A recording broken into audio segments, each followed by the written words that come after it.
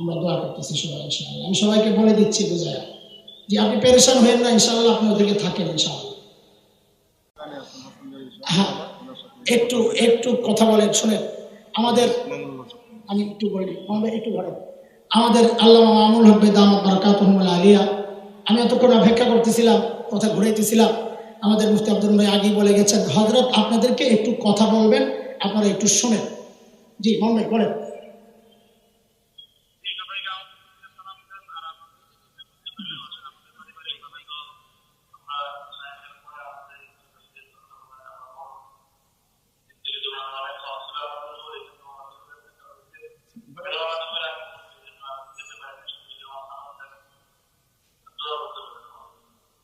জি আমরা দোয়া করতেছি ভাইজান দুলাভাইয়ের জন্য, আল্লাহ দুলাভাইকে জান্নাত নসিব করেন। আমরা দোয়া করতেছি সবাই ইনশাআল্লাহ। আমি সবাইকে বলে দিচ্ছি বুঝায়া যে আপনি পেরেশান হবেন না, ইনশাআল্লাহ আপনি ওদিকে থাকেন ইনশাআল্লাহ। আসসালামু আলাইকুম। বুঝাই দিচ্ছি।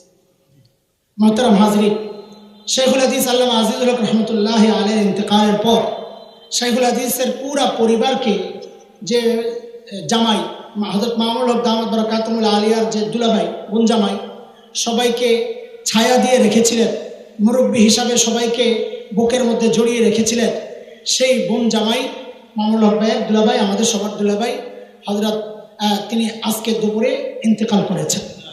এটা আমাদের জানা, আমরা জেনে আসছি, কিন্তু আসলে আপনাদেরকে খবরটা আমরা বলতে চাই নাই।